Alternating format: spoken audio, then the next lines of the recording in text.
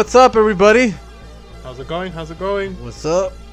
Welcome to well, it's not a new podcast, but welcome to this podcast, The Terror Trap.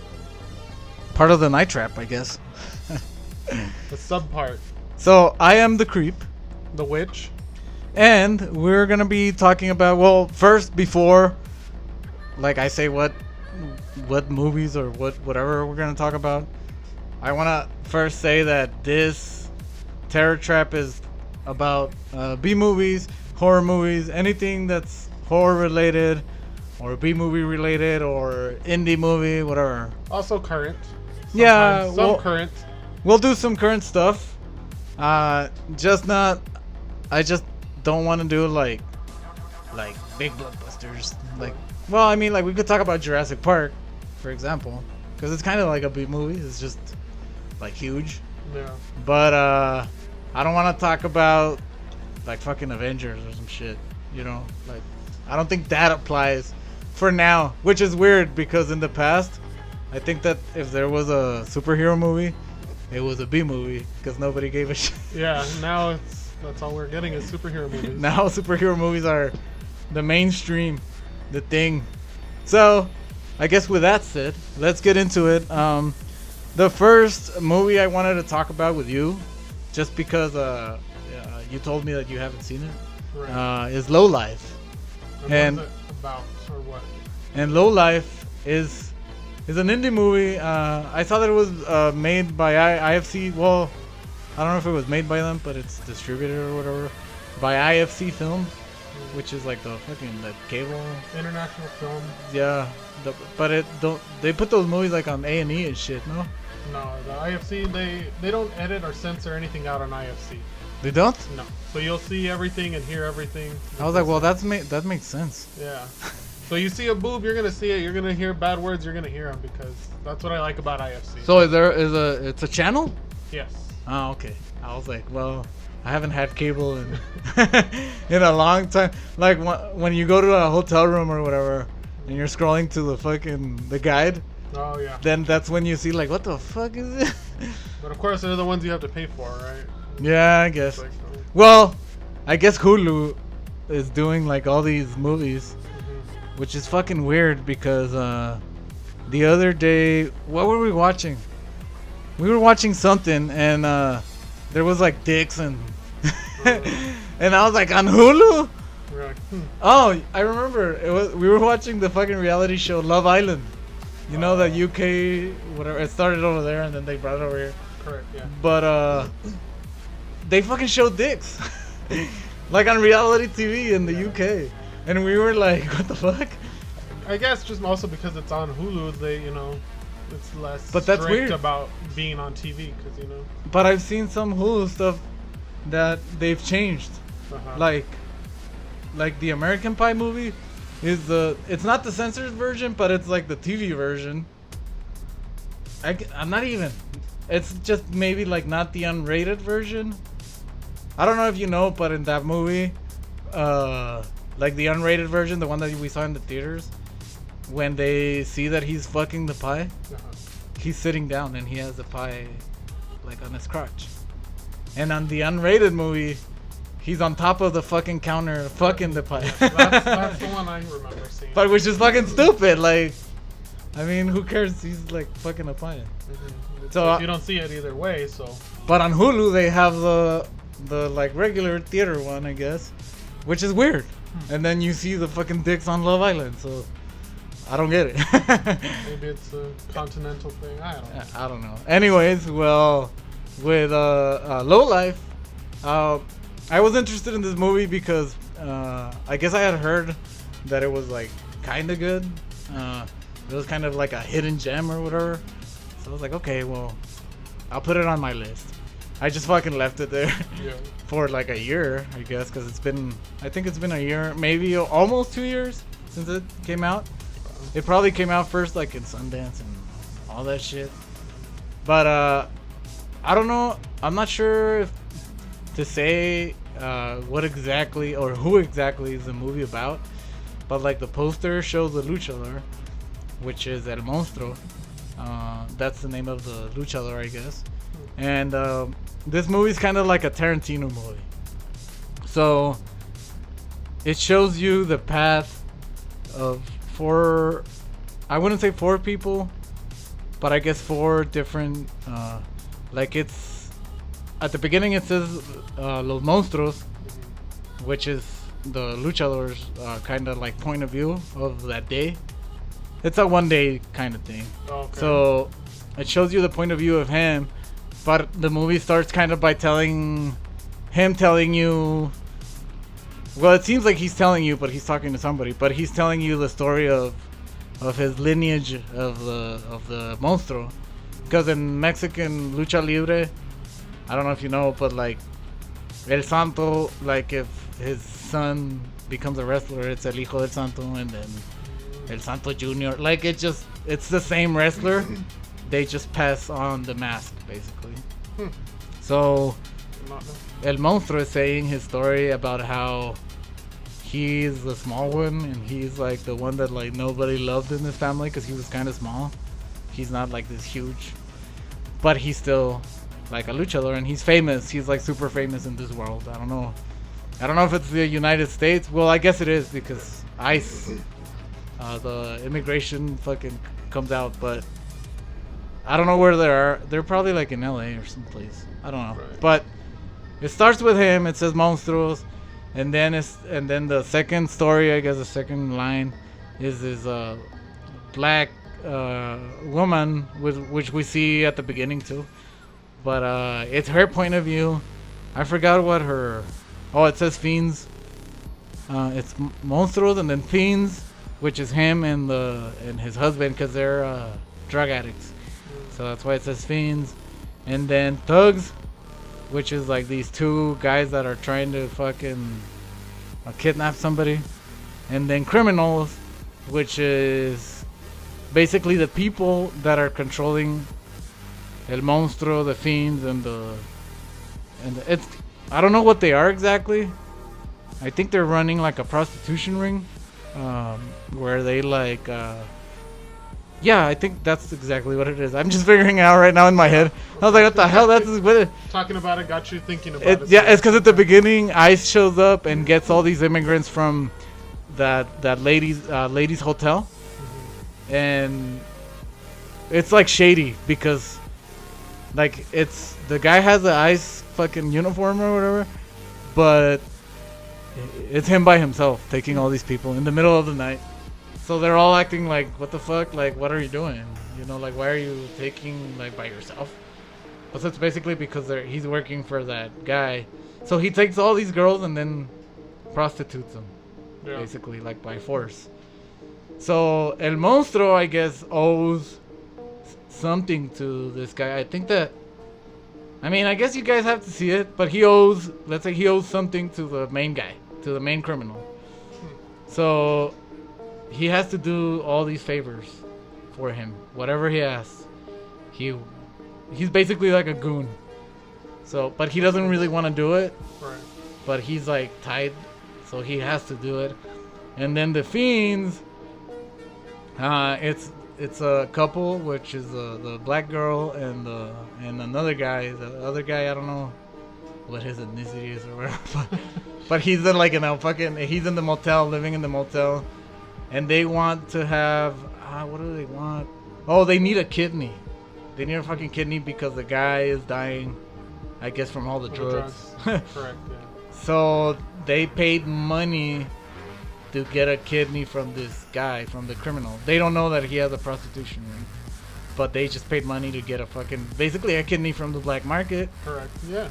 And then the criminal, the thugs, I don't know what they owe to this criminal guy, but it's a white guy with a swastika in the middle of his face and a black guy.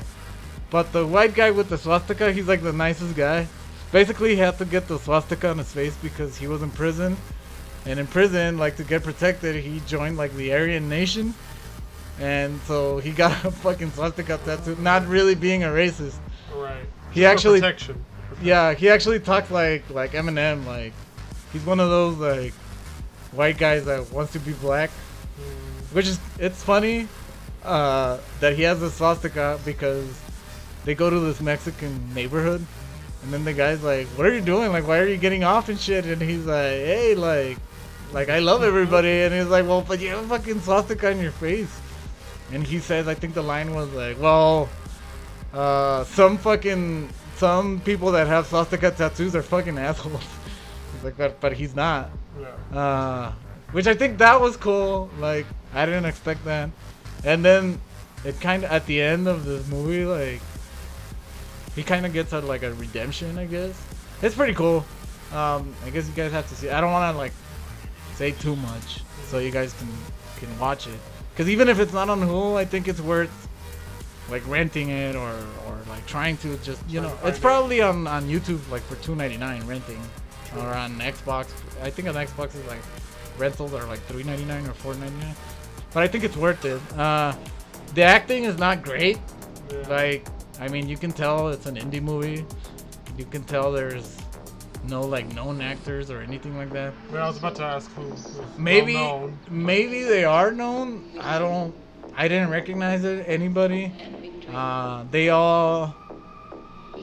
They're mostly like Latino, and then well, the white guy, I guess he actually speaks Spanish in the movie, and I thought he does a pretty good job there. And the luchador, he's almost always speaking Spanish. People talk to him in English, and he just like replies in Spanish. But I guess that would be like an LA thing too.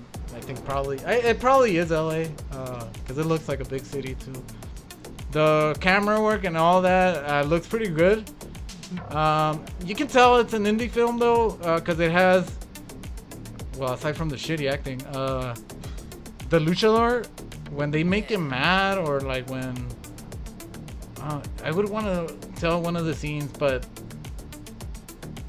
there's this scene where he has an altercation with somebody.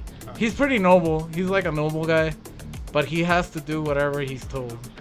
So there's even a point of it where he like kind of wants to kill himself, because he's like, what the fuck am I doing? Because he's like dishonoring his family and shit. But like, well, he ends up not doing it. But when he gets mad, this like weird like bell noise or whatever, like the ring bell? Yeah, like takes over like his head or whatever, and he opens his mouth, and then he blacks out.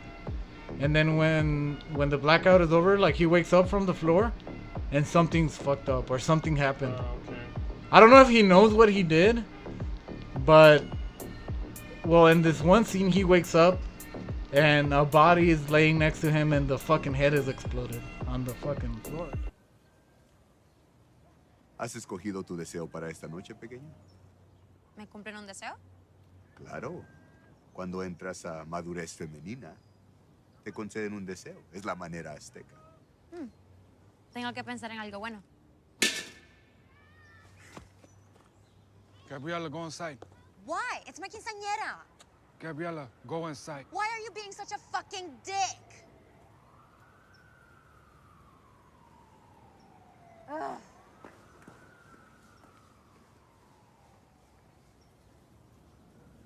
Teddy Bear sent you. Sí. Collect what I owe. Or else. Sí.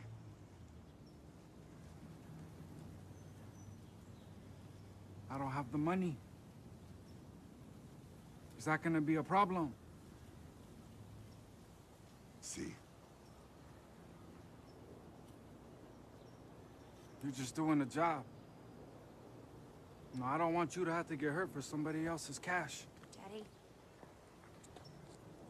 Go inside. Daddy, Gabriela, I told you, get your fucking ass inside now! Go inside! ¡El monstruo! Creo que sé lo que voy a pedir. Yes, mija. No permitas que este pinche pedazo de mierda me toque de nuevo.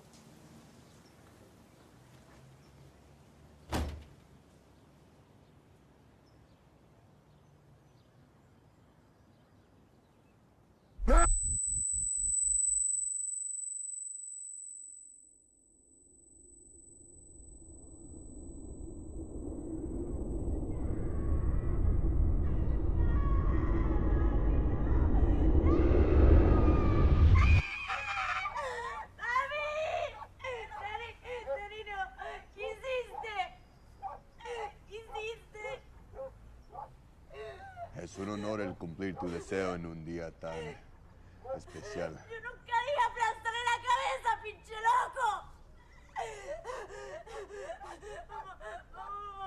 Lo siento.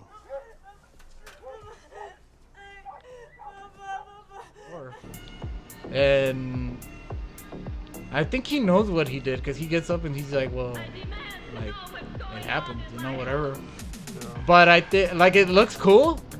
Like, the special effects on the fucking bodies and all that shit look fucking great. Good, yeah. But I really think that they did this because of money constraints. So basically, they didn't have to do the special effect happening. Yeah, so it's just boom, It's just he there. wakes up and there it is. Yeah, and then everything happened. Like, oh, there's a fucking massacre, or oh, this happened. It's So, the budget. but it looks cool. I don't know if he's an actual luchador or not. He does look like one. He has the body of one. He's like this, like short, maybe like 5'5", but like fucking buff and big and like the luchador, like Mexican. You know how I'm gonna say we, but like we kind of have like this big like chest and rib cage. So like if we get buff, we look like really huge from the top. Like a barrel. Yeah. Yeah. And so he is this actual. I saw his name. I forgot his name, but he does seem like to be like an actual Mexican. You never see his face. He has a mask. But I think that he was the best part. I think the movie is about him in a way, kind of like redeeming himself at the end. But it does follow that Quentin Tarantino like style, which is like shows you everybody's like, oh look, this is the first, this is the second, this is whatever, and then at the end it all comes together, and you see like the climax basically, like, oh, this is what's gonna happen, and then that's it. And it has like some twists and stuff. It's nothing too like fucking like brainbustery. I think like with Quentin Tarantino, you have to like really be paying attention to all the dialogue and shit to really appreciate, because Quentin movies are a lot of talking, and this movie is not. I think it has more action and more shit like that, but there's a lot of things that kind of don't make sense, but in a way it's funny. Yeah. So that's why I classify it like it's an indie movie, but I think it's a B movie because it's dark. I think it's dark comedy. It's what it's called, like where like people are getting killed or whatever, but it's kind of funny. The things that happen, the way they happen, like for example, this guy's like trying to kill everybody by fucking shooting with I guess he has like a fucking machine gun or whatever, and he just fucking shoots, I guess, at the room where they're at, and then he leaves, and then everybody's okay. and one of the guys is shot. I guess he has a fucking shot in his arm, and he dies. Like, I guess, like, bleeding out. Yeah. But I'm like, from a shot in the arm. On the arm? You shot me! Okay, moving on. You shot me right in the arm! It's like, I think it's pretty easy to just stop the bleeding with, like, a tourniquet on an arm. true. Like, even if you're gonna lose your arm or whatever. I don't know. I guess maybe that was a part of it. Just to It seemed ridiculous. But at the end, I think it is a little funny. I guess you have to see it. It doesn't sound funny like when you say it, but like when you're looking at it, you're like, wow, like this is. And I think they do it on purpose. yeah. Sounds 'Cause like I think a whole lot in that movie is happening, you know? Because I think if they wanted him to die, like for example, like in a real way, they could have just like shot him in the stomach, you know, and then like he can die like that, you know. I think that's more believable if he gets shot in the stomach and then he's still alive and talking for a while, but then he's like, oh, I can't fucking make it, like I'm just gonna die. Than with a shot in the arm. Yeah. Like that's just. I think fucking- that's what made the comedy too. It's like, what? That's His arm? fucking ridiculous, yeah. So- And then there's a scene at the end with the luchador, I guess, and he kills this guy by busting his head out. And you see how he does it, like actually, I guess that's where they use the special effects money. Where all the money went. But you see him fucking beating the head of this guy, like fucking until it explodes. And it looks fucking cool. Like, I think that's what the mystery at the beginning was, and then at the end you get to see it, and you're just like, holy shit, like, that's fucking crazy. But I mean, you have to see this movie. I think it's the acting's not great, but at the end, I think it's a good story. It has like a lot of funny moments. I think a lot of the funny things come from the white guy with the fucking swastika on his face. And I'm just gonna say it's a white guy because obviously, like I said, he was like Aryan nation and all. He's like this fucking blue-eye white guy, like, but he has like the fucking swastikas like on his face, like huge. So that's why you're not expecting comedy from him. Well, Because of just, you know. yeah, when I saw the recognition. trailers, I was like, what the fuck's up with this guy? Like, it's fucking, like, I didn't feel offended, but maybe I thought that he was gonna be like a killer or some shit, Yeah, you know, he like, was gonna be that. kind of like in Inglourious Bastards when you see Eli Roth, that he's like the fucking Jew killer or whatever, and he's just like ruthless. Like you see fucking Eli Roth's goofy ass fucking face. He's goofy, man. Like I don't see him as a badass. And in Inglourious Bastards, once he comes out or whatever, he's being kind of goofy. But at the end, it's like, oh, it's this guy that likes to fucking kill people with a bat or whatever. Well, killed Nazis with a bat, or like how does Brad Pitt say it? He says like Nazis. Killing Nazis. He says it weird. So is that a movie you'd be able, or you would watch again? I think I would. I would like to watch it with like friends. Just how crazy. I actually like. I think it's one of those movies that you can, once you watched it once, you can kind of have in the background, like if you're doing something, because when the moments you like come up, you'll like look at the screen, kind of like Pulp Fiction. Because now with Pulp Fiction, you don't have to like listen to the dialogue, like you know what's happening. You already know the story.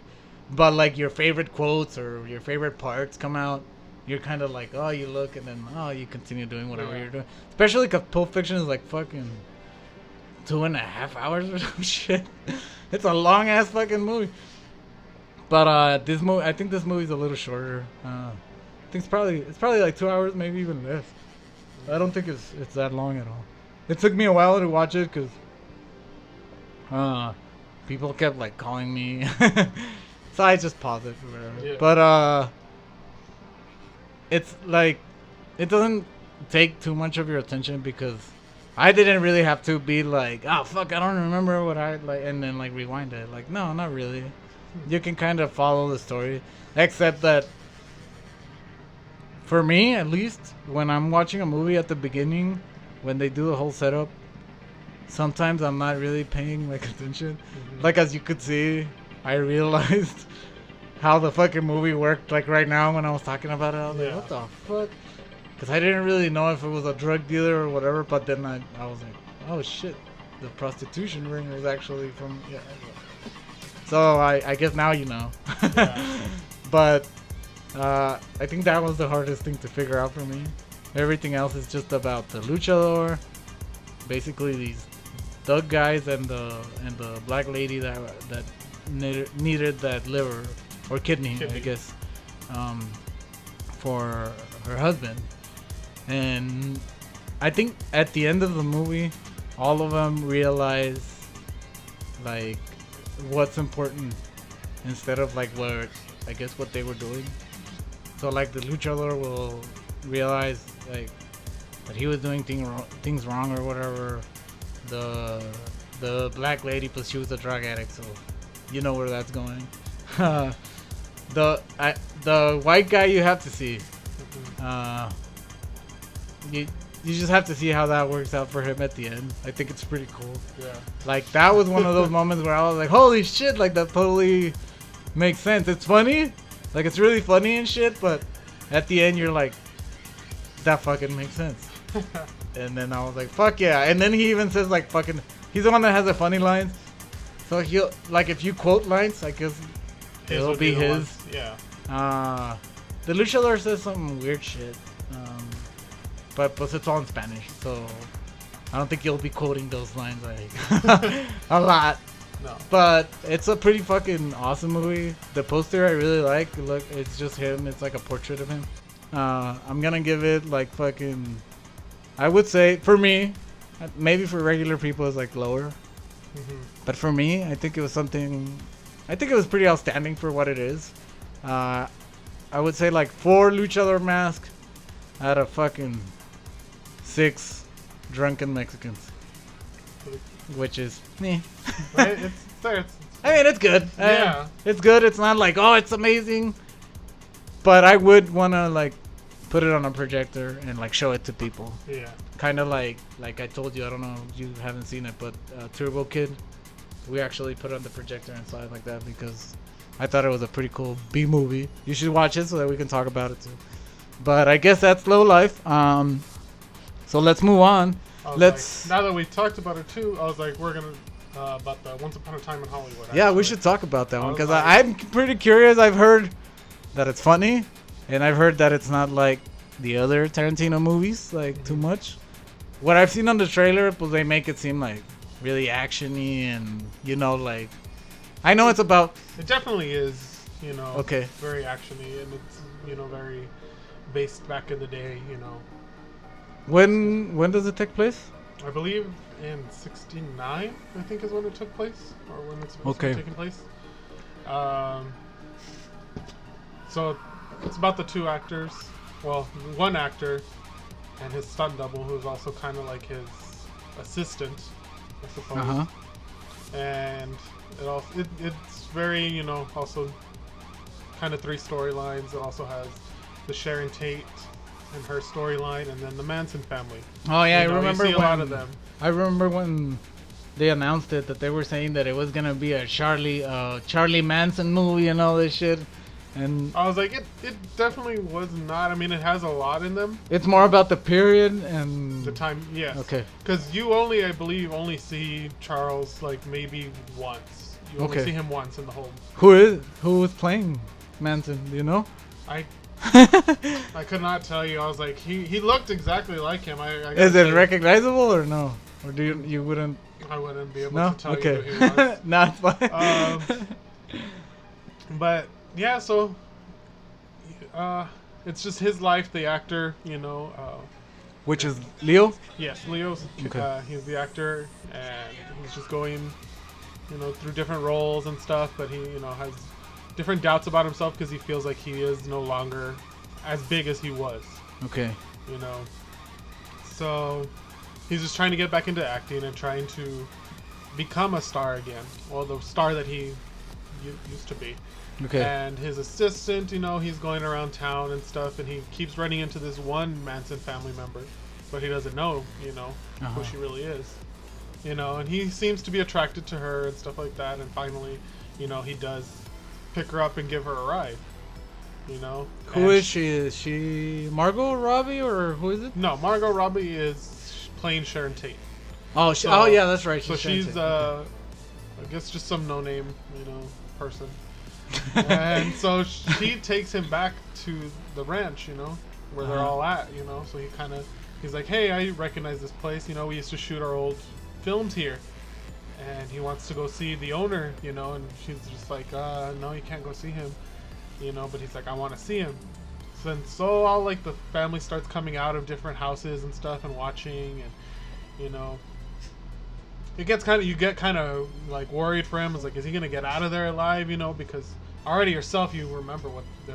So it's kind of like turning into like a horror movie. That's what you feel. Like that's what you feel like it's gonna happen. Like Exactly. something like that. Okay. Something is gonna happen, but no, he finds the the manager of the place and says hi to him and this and that, but and then they tell him to leave, but they popped his tires and this and that.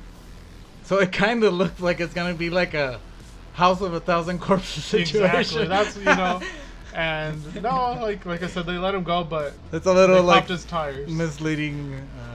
And Well, I think that's cool though, because like I like when you're starting to get a feeling of something. yeah, you definitely were feeling. That was Brad Pitt's character though that was there, and you definitely feel like you're feeling for him. You're like, oh shit. So who's Brad Pitt? What is He's the stunt double for Leo? Yes, in the Okay. movies, he does all his stunts, but he's also his assistant in a way. His assistant is best friend. I was like, does that work out? He drives him around everywhere and hangs out with him. Because I remember like Leo was like getting a little big.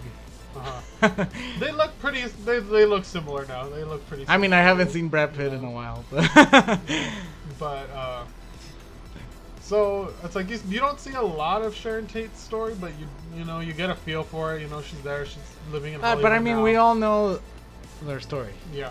We all know what happened. It's like, but that does, you know, differ in the movie. I don't want to give too much, but that does differ in the movie. They do change it in the movie now. What happened to her? Well, because I mean, it's like these people are not real. So they just Well, are they? Leo's character is not real, but Sharon Tate is real. No, And yeah, the yeah. Manson family. But is what real. I mean, like the main, I guess the main story of the, I guess Leo is not real. So, of course, they could not say like, oh, this guy, you know, like really crossed paths with Charles Manson or whatever, because he doesn't really exist. So I guess in a way, Yeah. it's fictional, but it has like elements of like something that happened for real. So, I mean, there's another movie, I don't know if you've seen it, that kind of almost exactly tells you what happened with the Manson family. It's a musical. Have you seen it? Live Freaky, Die Freaky. No. Never seen it? It's a claymation musical. Oh. And all the voices are Davey Havok from AFI, Billy Joe Armstrong from Green Day. So they're all like these musicians, and it's a musical. Like, but there's a lot of songs. So like if you buy the Blu-ray, it has the soundtrack and the fucking movie. That's cool. But it's fucking creepy just because claymation's fucking creepy already. Oh yeah. And it's the story of what happened to Sharon Tate, and it's pretty awesome. I think it's worth watching. But I just wanted to mention that just because, like, if you want to see something, I guess a little more creepy and a little bit more about Manson and Sharon Tate, just watch that. Yeah. Because I don't know how does it work, like in Once Upon a Time in Hollywood. How does the funny work? How, like, the comedy? Like, where does the comedy come from, I guess? Right. Because I can't picture it. Like, I see Quentin Tarantino's movies. I mean, they're kind of funny sometimes, but I don't see him as like, oh, this shit's fucking hilarious. Yeah, I mean, it's not a whole lot of, you know, obviously, you know, comedy after another, you know. But I mean, you do get a lot of comedy actually from Brad Pitt, actually. He gives a lot of comedy, you know. Especially when he has an altercation with Bruce Lee, you know, on one of the sets. We get into a fight, I accidentally kill you. I go to jail. Anybody accidentally kills anybody in a fight, they go to jail. It's called manslaughter. Oh, that's So cool. you know, that's pretty good. Their comedy between that was pretty good, you know. But other than that, yeah, there wasn't like a whole lot of, you know, haha, but it was definitely, it kept you. It was entertaining. Yes, definitely. It definitely was. How long is this movie? Do you know?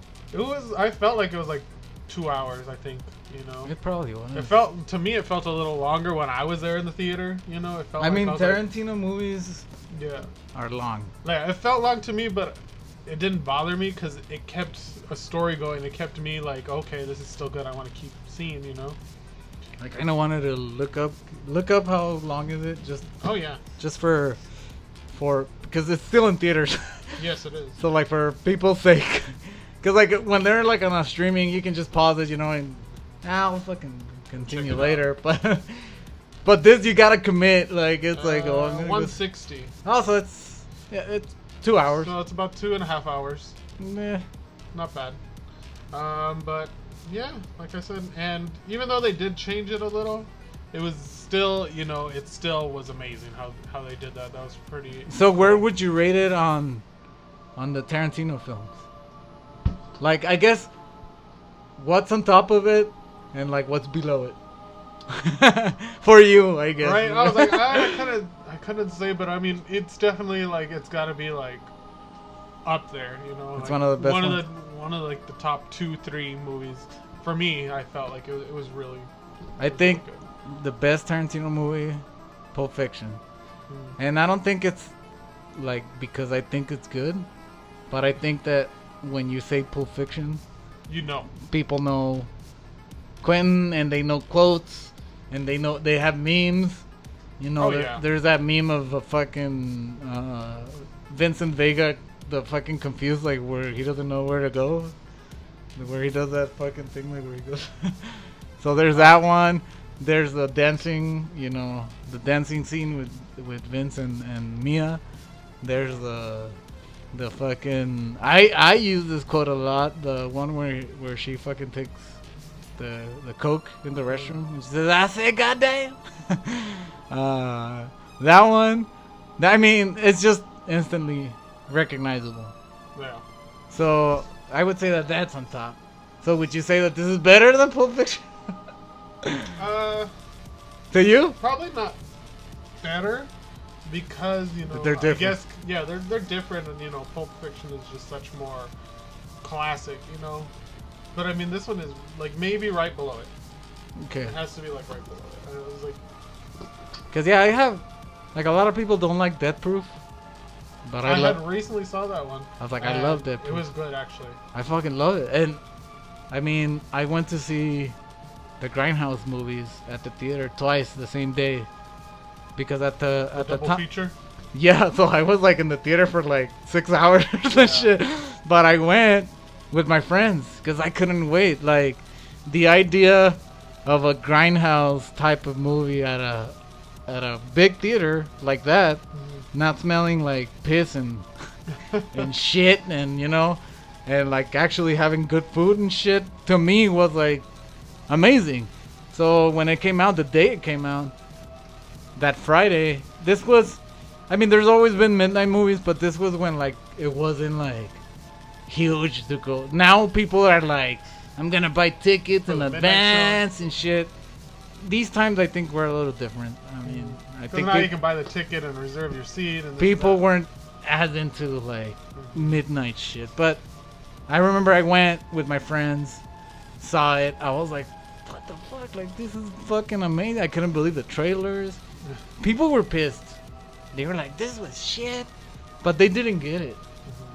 I was like, you guys don't fucking get it. Like, it's supposed to be shit.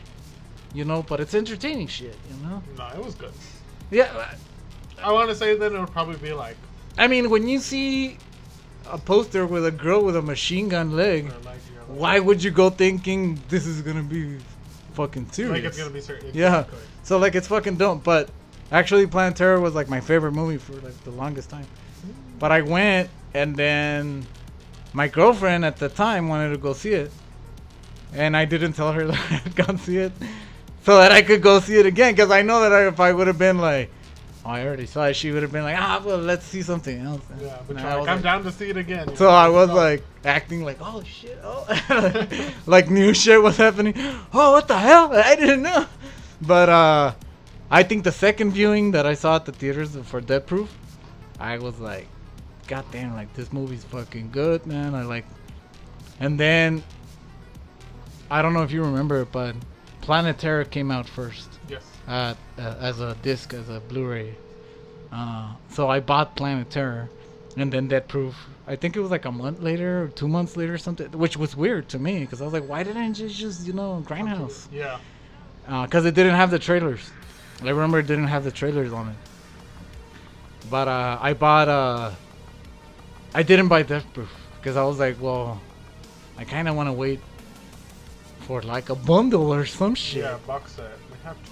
So recently, not that long ago, I bought barely the Grindhouse, the fucking Blu-ray, because it was fucking expensive. But I think it was like $20 because the box was all fucked up. But I was like, I don't care, man, because it has the trailers, and it even has the trailer for which is Hobo with a Shotgun, because the Americans, we didn't get to see it because it was for Canada. It was like a fucking contest for Canadian people, I guess. And I was like, fuck yeah. And I wanted all those movies to be made. But what ended up happening was that Hobo with a Shotgun was made with Rutger Hauer. And I fucking love that movie. Yeah. It's probably like my favorite movie ever. I was like, holy shit, that it bumped Planet Terror. I used to love Planet Terror. I think at the end, what I didn't like about Planet Terror was that it was like barely an hour. I think it was like an hour and 20. Like it was barely. Well, both of them. But it was because it was fucking like a grindhouse experience. Exactly. But people were talking so much shit, and Death Proof I think is one of the good ones. And Kurt Russell's performance in that shit is like fucking amazing. And now people recognize things from that to the point where they think that this tattoo is from Death Proof. And I was like, well, it's Death by Stereo. If you see the one from Death Proof, it's different. A little different, yeah. But I was like, but I guess, I mean, that it's cool that you confuse it with that, because I would get that one too. But for what? I already have this one. But anyway, so I guess you're saying a little bit below Pulp Fiction. It's like right below Pulp Fiction, and for Well, me, I guess it's probably above Death Proof. So anyway, what would you rate Once Upon a Time in Hollywood? I always almost want to say Once Upon a Time in Mexico, because right? Robert Rodriguez. I'd say maybe what, like it's a good 7 Manson family members out of 10. 7. That's pretty good. It was really good. Like I said, it was good. They're all dead now, though. So. Well, are they? I don't know. Who knows? I mean, right. Did he die? He died, right? Yes. I was like, yes. He died last year, I think. And then he had a girlfriend or some shit, right? He also made music. With the Beach Boys. I was like, he made music. Well, I heard some of his like solo stuff or whatever. I was like, yeah, I don't know if I would listen. I mean, I don't know. Well, the dude from the Beach Boys was kind of crazy too.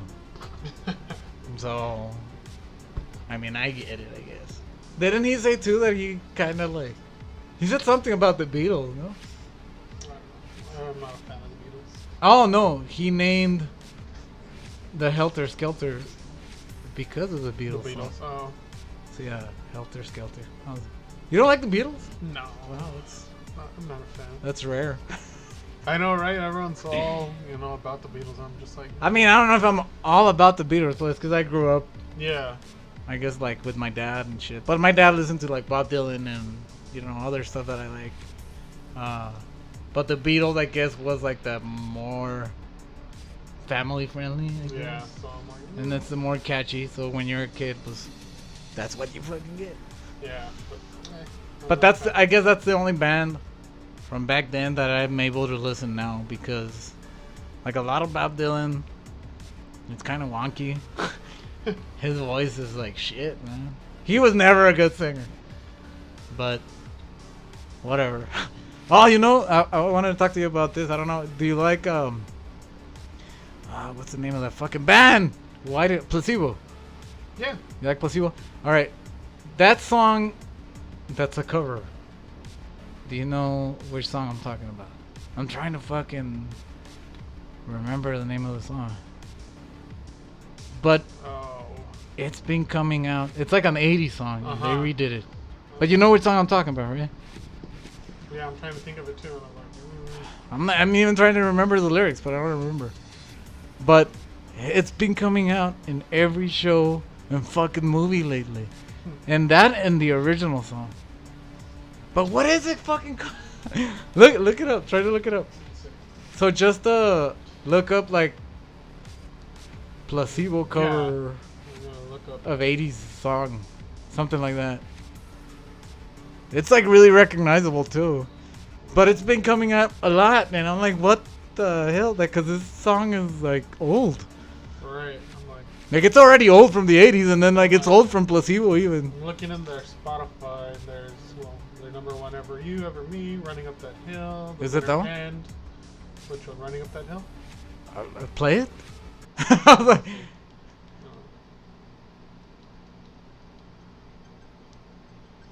I mean, I could play it too here, but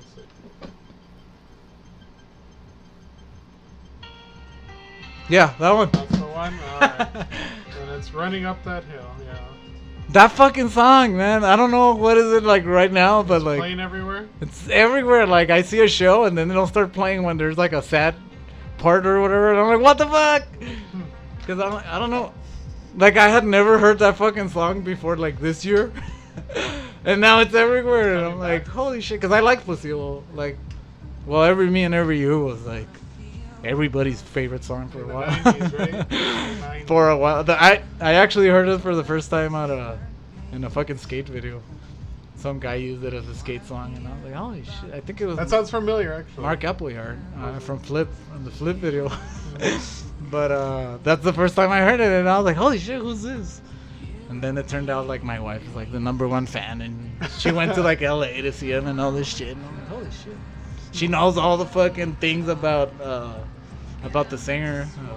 I fucking forgot his name. I know his last name is Molko or some shit like that. M-O-K-O?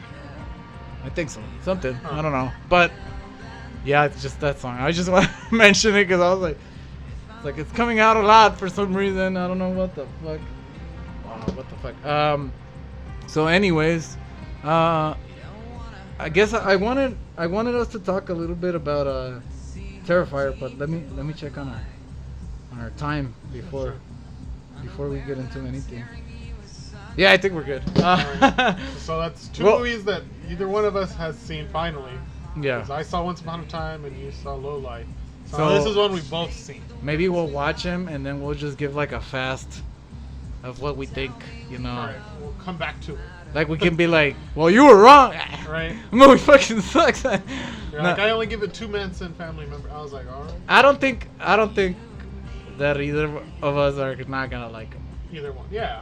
I don't think so.